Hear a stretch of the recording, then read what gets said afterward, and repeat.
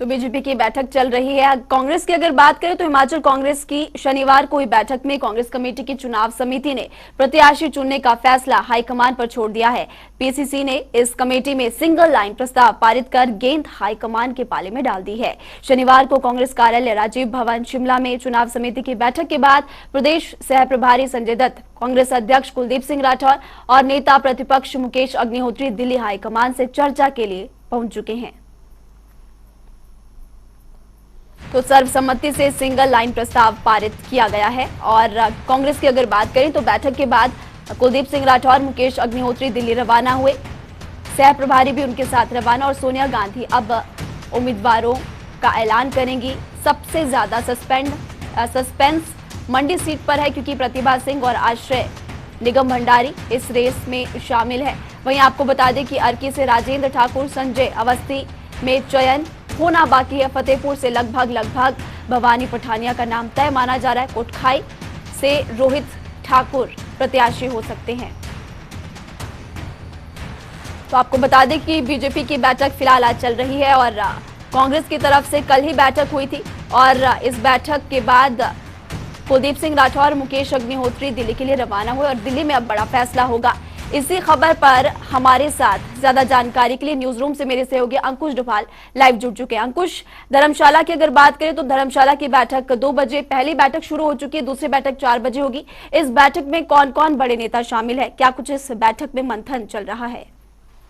आज बिल्कुल देखिए, हिमाचल प्रदेश के लिए सत्ता का सेमीफाइनल है और जो सेमीफाइनल में बेहतर प्रदर्शन करेगा कहीं ना कहीं फाइनल भी उसके नाम हो सकता है। इसलिए दोनों दल लगातार ये कोशिशें कर रहे हैं कि अच्छे से अच्छे और जिताऊ कैंडिडेट्स को मैदान में उतारा जाए। और अगर हिमाचल बीजेपी की बात की जाए तो उपाध्यक्ष सौदान सिंह, जो कि उत्तर भाग के प्रभारी बनाए गए हैं, वो तमाम बैठकों में भाग ले रहे हैं और धर्मशाला की इस महत्वपूर्ण बैठक में भी आज पहुंचे। इसके अलावा प्रभारी अविनाश राय खन्ना, सह प्रभारी संजय टंडन, मुख्यमंत्री जयराम ठाकुर, प्रदेश अध्यक्ष सुरेश कश्यप और संगठन मंत्री पवन राणा के अलावा जो तमाम वरिष्ठ मंत्री और पूर्व मुख्यमंत्री रहे हैं हिमाचल बीजेपी से, वो भी इस बैठक में मौजूद हैं। और पैनल बनाकर तैयार किया जाएगा और इस पैनल को आखिरी मोहर लगाने के लिए केंद्र के पास भेजा जाएगा और जो केंद्रीय चुनाव समिति है वो ही तय करेगी कि कौन हिमाचल प्रदेश की इन 4 सीट पर चुनाव लड़ेगा। और हिमाचल बीजेपी के लिए कहीं ना कहीं ये बहुत बड़ी चुनौती रहने वाली है और मुख्यमंत्री जयराम ठाकुर के लिए तो अग्नि परीक्षा है, क्योंकि गृह जिला मंडी है और इसी मंडी की लोकसभा सीट पर चुनाव होने हैं।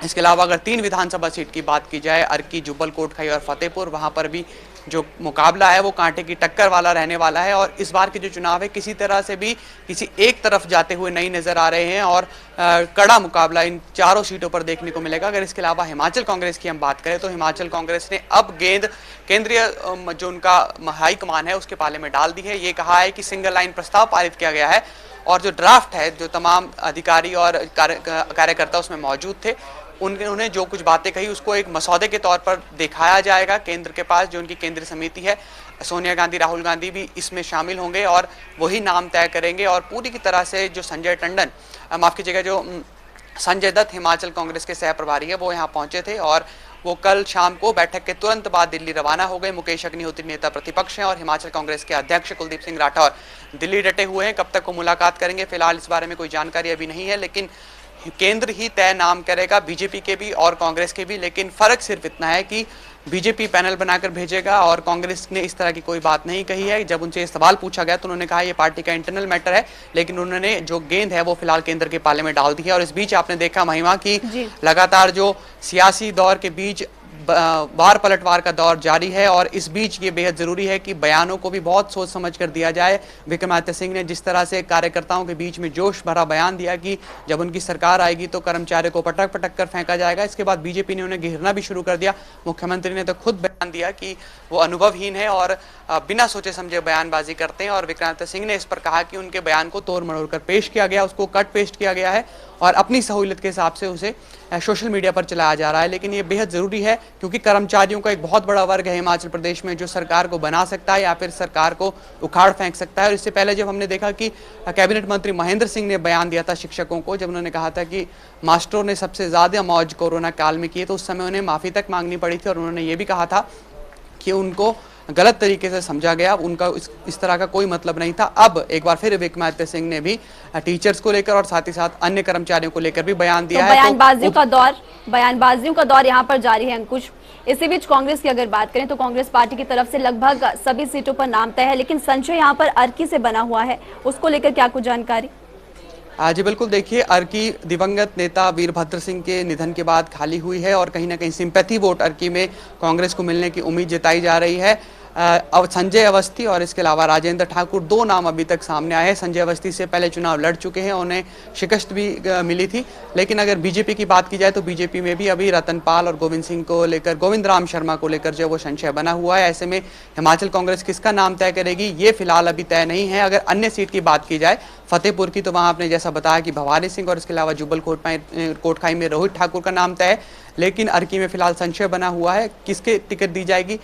तय यही किया गया है कि किसी जिताऊ कैंडिडेट को टिकट दी जाए, क्योंकि रतन पाल या फिर गोविंद राम शर्मा, जिसे भी बीजेपी टिकट देगी, उसके सामने कहीं ना कहीं बहुत बड़ी चुनौती रहने वाली है। हालांकि अर्की में खुद वीरभद्र सिंह का परिवार विक्रमादित्य सिंह और प्रतिभा सिंह भी चुनाव प्रचार करने के लिए उतर सकते हैं। ऐसे में अर्की की सीट क्योंकि वीरभद्र सिंह की रही है तो कहीं ना कहीं कांग्रेस का पलड़ा वहां पर भारी नजर आ रहा है। लेकिन अभी तक उम्मीदवार को लेकर संशय बना हुआ है। महिमा, उम्मीदवार को लेकर कांग्रेस में संशय है, लेकिन देखिए बीजेपी में भी यहाँ पर अब अंतर कला देखी जा रही है। कल ही बयान सामने आया था गोविंद राम शर्मा का, उनकी तरफ से साफ तौर पर कहा गया कि सीट तो मुझे ही मिलनी चाहिए, उम्मीदवार तो मुझे ही भारतीय जनता पार्टी बनाएगी।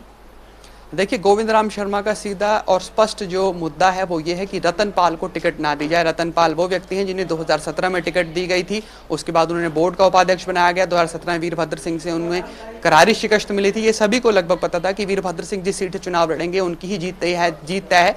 लेकिन उसके बाद भी लगातार उन्हें प्रमोशन देती चली गई बीजेपी। लेकिन गोविंद राम शर्मा जो कि वरिष्ठ नेता हैं और एक ब्राह्मण चेहरा अर्की से थे, उन्हें बार बार जो है वो नेग्लेक्ट किया गया। उसकी वजह से वो नाराज भी थे। अविनाश राय खन्ना, आपको याद होगा, अगर 2 महीने पहले जब वो बैठक के लिए वहां पर गए थे तो गोविंद राम शर्मा वहां पर पहुंचे ही नहीं। इसके बाद अविनाश राय खन्ना खुद उनके घर गए, उनका मान मनोबल किया, उन्हें बुलाया गया। लेकिन अब गोविंद राम शर्मा ने स्पष्ट कह दिया है कि अगर रतन पाल को टिकट दी जाएगी तो वो मोर्चा खोल देंगे। उनका सीधा स्पष्ट यही कहना है कि या तो उन्हें टिकट दी जाए या फिर किसी अन्य कार्यकर्ता को टिकट दी जाए जिसकी ग्राउंड जीरो पर कोई वैल्यू हो। उनका कहना है कि रतन पाल की कोई वैल्यू ग्राउंड जीरो पर नहीं है और बीजेपी की मुश्किलें बढ़ जाएंगी अर्की में। महिमा जी, और अंकुश देखिए, क्योंकि बीजेपी की तरफ से अभी सीएम जयराम ठाकुर का भी बयान सामने आया, कहा यह जा रहा है कि 6 या 7 अक्टूबर को यहां पर नाम घोषित किए जाएंगे। 6 या 7 अक्टूबर को अब नाम घोषित किए जाएंगे। इस फैसले को किस तौर पर देखें अंकुश? बिल्कुल, देखिए महिमा, ये आपने बहुत ही दिलचस्प सवाल पूछा, क्योंकि ये बीजेपी का एक महाप्लान है। अगर 7 अक्टूबर को नाम तय किए जाते हैं तो 8 अक्टूबर को नामांकन का आखिरी दिन है। ऐसे में अगर बीजेपी को बागियों को साधना है तो बागियों को साधने के लिए एक महाप्लान माना जा रहा है, क्योंकि अगर 7 तारीख को नाम अनाउंस किए जाएंगे तो बागियों के पास बहुत कम समय रह जाएगा। क्योंकि बागी नेता अक्सर जो उनके तमाम समर्थक होते हैं उनके साथ चर्चा करते हैं कि चुनाव लड़ना चाहिए या नहीं लड़ना चाहिए।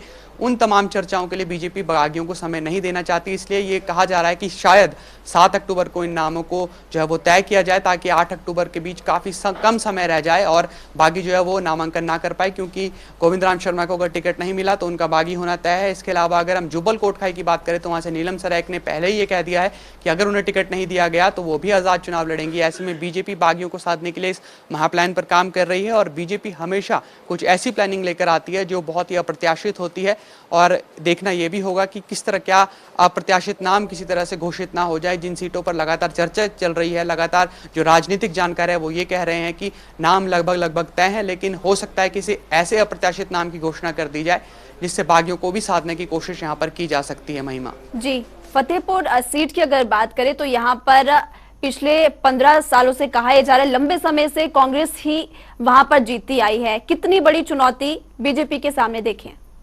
जी बिल्कुल, देखिए फतेहपुर सीट अपने आप में बेहद दिलचस्प है और 15 साल से बीजेपी अब तक इसमें नहीं जीत पाई। लगातार कांग्रेस का कब्जा इसमें रहा है और बीते जो चुनाव हुए थे 2017 में सुजान सिंह पठानिया, उस समय उनका स्वास्थ्य भी ठीक नहीं था और उन्होंने प्रचार भी लगभग घर पर बैठे ही किया। बावजूद इसके वो जीत गए। और इस बार कृपाल परमार को इस निधन के बाद, जो सुजान सिंह पठानिया का निधन हुआ है, उसके बाद कृपाल परमार को जो है वो एक चेहरे के तौर पर उतारा जा रहा है। शांता कुमार का खास कृपाल परमार को माना जाता है और वरिष्ठ नेताओं का साथ कृपाल परमार को है। लेकिन बड़ा सवाल यही है कि कहीं सिंपैथी वोट की वजह से भवानी सिंह को अगर टिकट मिलता है, यानी कि अगर कांग्रेस का जो भी कैंडिडेट होता है उसे कहीं सिंपैथी वोट ना मिले, क्योंकि सिंपैथी वोट लगातार एक चर्चा का विषय बना है। अर्की की बात की जाए, फतेहपुर की बात की जाए, या फिर हम जुब्बल कोटखाई की बात कर ले, वहां पर भी सिंपैथी वोट नरेंद्र बरागटा के बेटे चेतन बरागटा के लिए माना जा रहा है, इसलिए बरागटा का नाम भी तय किया जा रहा है। और फतेहपुर की अगर हम बात करें तो फतेहपुर के लिए कहीं ना कहीं बहुत बड़ी चुनौती बीजेपी के लिए है, सत्ता पक्ष में होने के बावजूद, क्योंकि ये माना जाता है कि जो भी सरकार होती है जिसकी, उसका ज्यादा दबदबा उपचुनाव में रहता है। लेकिन फतेहपुर की सीट